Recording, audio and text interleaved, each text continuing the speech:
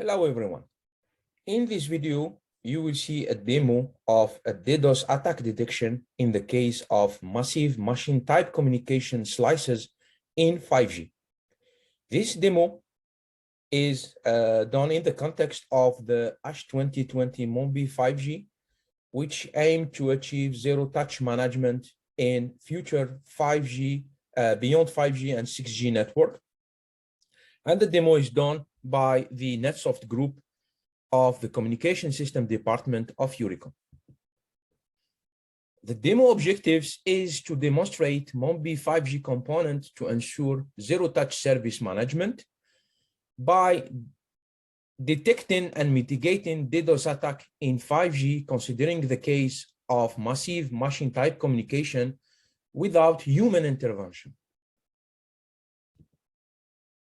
Before going to the demo itself, let me introduce first what are the main output of MonB5G project and the main ID defended by the MonB5G project to ensure zero-touch management in beyond 5G for the context of network slicing.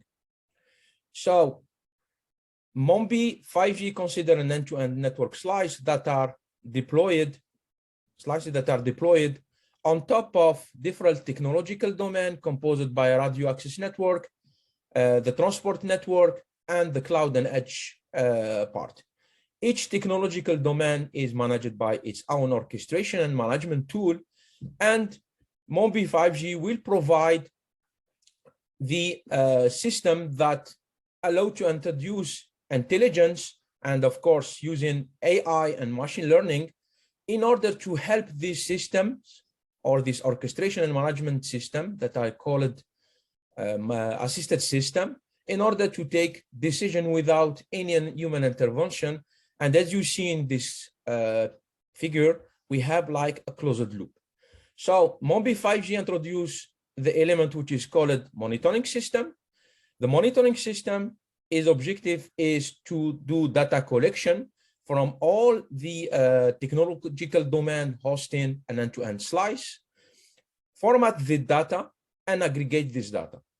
So the data will be provided and exposed to be consumed, but what we call an analytical engine.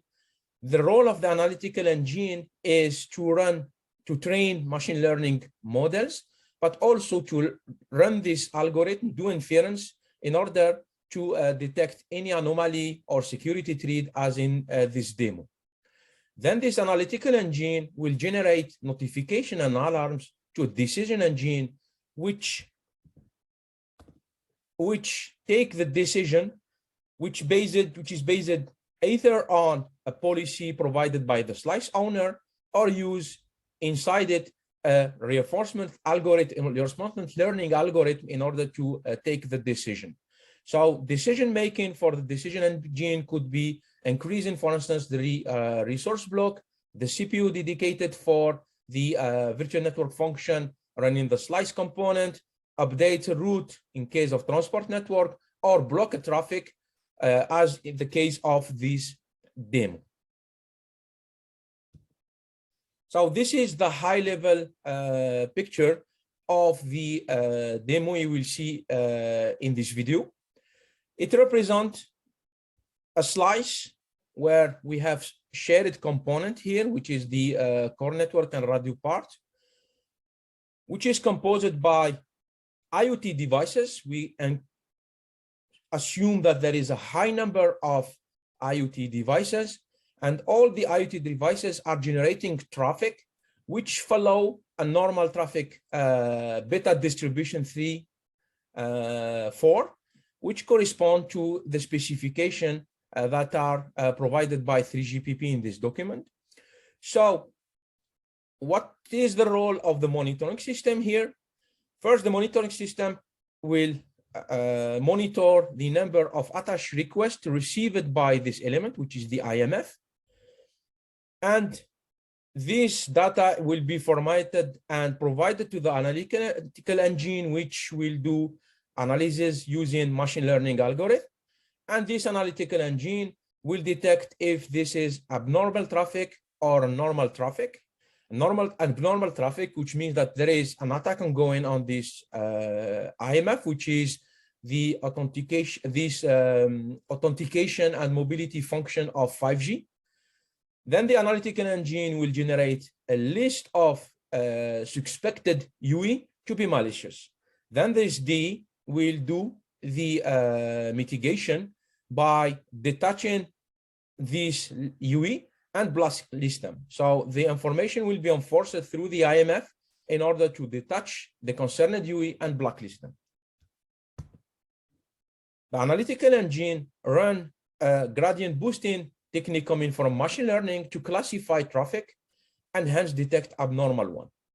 So you have this picture here, this figure, which show traffic generated from IoT devices, and all traffic that are inside this area are considered as normal traffic, but all the traffic that are outside this area and close to this green line, which is the anomaly interval detection, all this traffic will be considered as abnormal.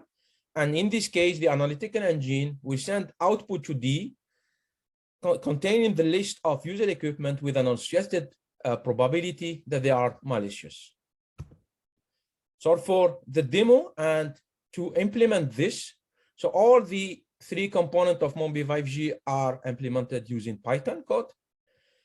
And the IE, as I said, is using this gradient boosting machine learning algorithm. And for the 5G component, the IMF and UDM, which is the database of user equipment, are based on open-air interface, which is, as you know, an open source implementation of the 5G protocols. Here we are using the core network part. And for generating the traffic and of the IoT devices, and to be as close as possible to the reality, because we need to generate a high number of attach, we use my5G run tester, which is an open source tool that allow to emulate 5G traffic, and particularly G-Node B and user equipment traffic, following the standard, which means that the IMF will see real attach that comes from these devices using the NGIP protocols, and the IMF will send the information to the monitoring system, and the loop is closed, and the IMF then send the detach if some user are detected as malicious, and including the UDM, this user as blacklisted to be forbidden from future access. Time now for the video, which will be presented by Radwan Nibusha, who is the former member team of the NetSoft group. Now it's time for a live demonstration of our system.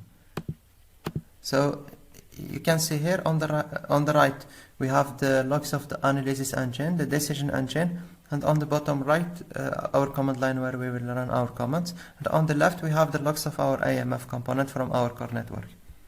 So we will start by sending this request, which simulates an event of length 20 seconds with 30 user equipments. So we run it. You can see on the left there are some registrations that already happened. You can see on the analysis engine component some logs on data being inserted.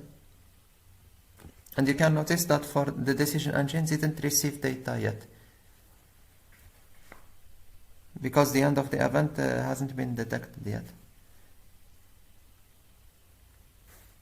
You can see that the event has ended, success, but that decision engine didn't process data yet because the other components didn't detect the end of the event yet. You can see on the AMF logs that all the equipments have been registered.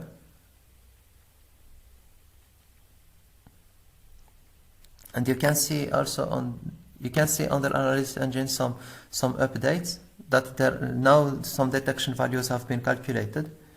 And you can see on the decision engine, some decisions have been taken. Some MC values have been added to the blacklist. You can see, for example, the devices that got a detection rate of 25% haven't been blacklisted. And you can see on the logs of the AMF that they have been deregistered, that their state has been changed to deregistered.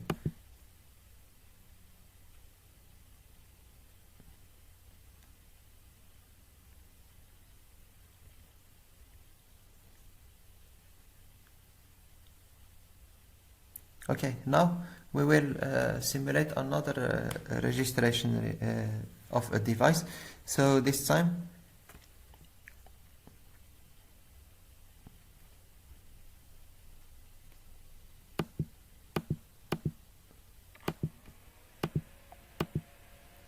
we will register this device with MSEN31.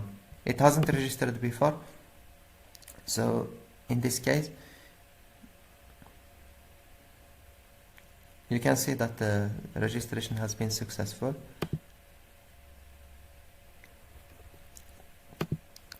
And it's now registered, as you can see.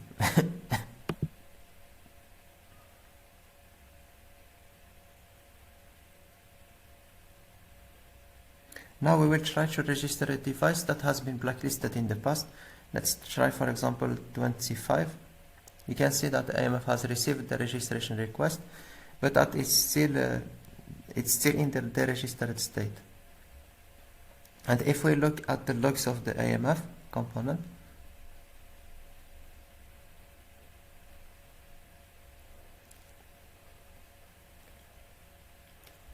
we can see that a registration reject has been issued when the MC has been found in the blacklist. You can see. So the malicious device can no longer connect to and register to the network.